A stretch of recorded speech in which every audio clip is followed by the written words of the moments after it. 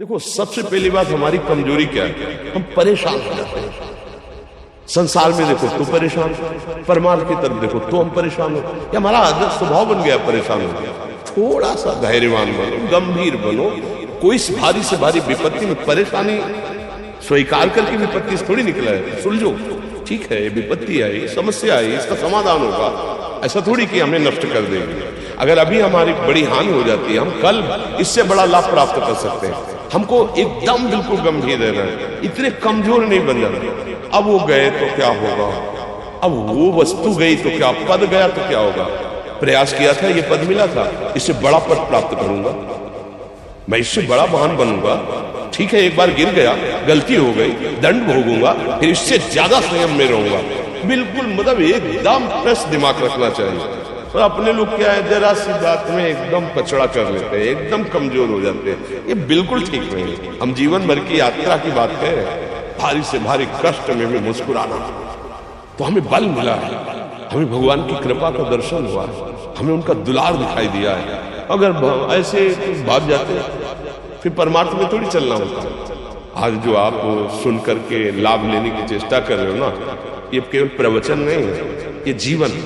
अगर ये जिए ना होते ना, ये इसका प्रभाव नहीं पड़ता, फिर वाणी का प्रभाव नहीं पड़ता।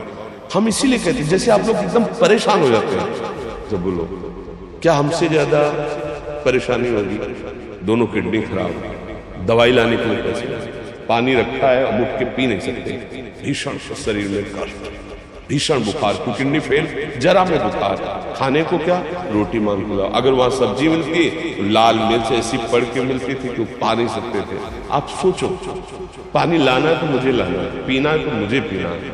अगर मैं हारता तो कहां पहुंच जाता, क्या स्थिति होती है? नहीं, मरना।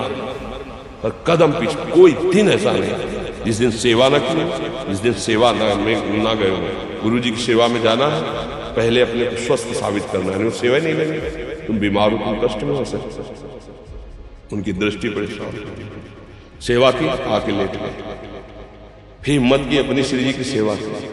मधुकरी नहीं गई, 3-3, 4-4 दिन भोजन नहीं गए, पर सेवा नहीं छोड़ी, दिनचर्या नहीं छोड़ी। और उसका प्रधान कारण संयम, ब्रह्मचर्य, भगवदाश्रय, नाम जप, कभी हारने नहीं।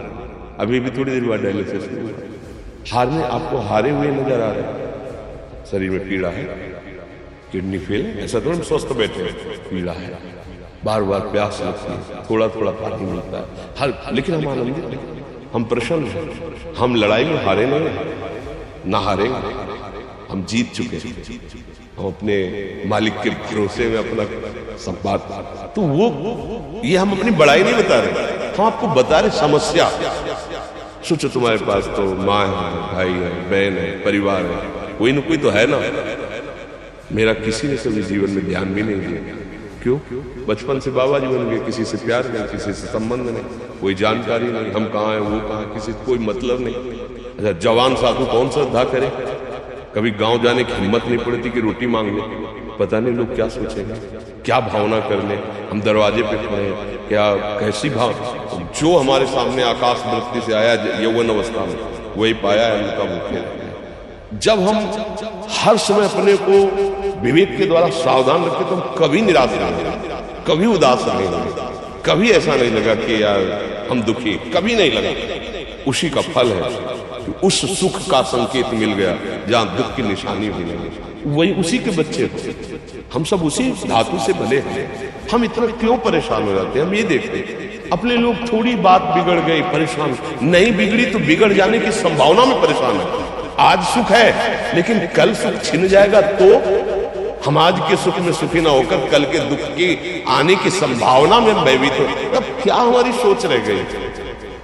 हमको इतना बलवान बनना है कि सुख और दुख दोनों हमको छू न सके। भारी से भारी सुख की व्यवस्था तो अहंकार में, हर्षित होकर किसी का अपमान न करे कि हम धनी, हम पदाधिकारी, अमुक। भारी से भारी दुख आया तो हमें किसी के सहयोग की जरूरत नहीं, हम फिर अपने कदम बढ़ाएंगे, हम फिर जुड़ी हुई अपनी भावनाओं को सजाएंगे। मस्त जीवन, एकदम तुम अविनाशी के बच्चे हो। शेर का बच्चा भेड़ों के बीच में फंसकर मेव मेव बोल रहा है, बस अगर दहाड़ना सीख जाए तो कोई भी उसे परास्त नहीं कर सकता। ऐसे भगवद अंश, तू प्रपंच में फंसकर अपने को इतना दीन क्यों देख रहा है? तू ऐसा है कि भगवान के दिव्यास्त्र में भी ताकत नहीं तेरे को मार सके। तू अविनाशी का अविनाशी बच्चा है, विनाशी भोगों को, विनाशी शरीर को मैं मान के इतना भयभीत, इतना दुख, ठीक नहीं। ये सबके लिए, केवल एक के लिए आप समझो। आप लोग सोचते हैं हम गृहस्थ होकर भला ऐसी स्थिति कैसे। जनक जी सुखदेव जी के गुरु हैं और राजा है, महल है, रानियां है, नौकर है, चाकर।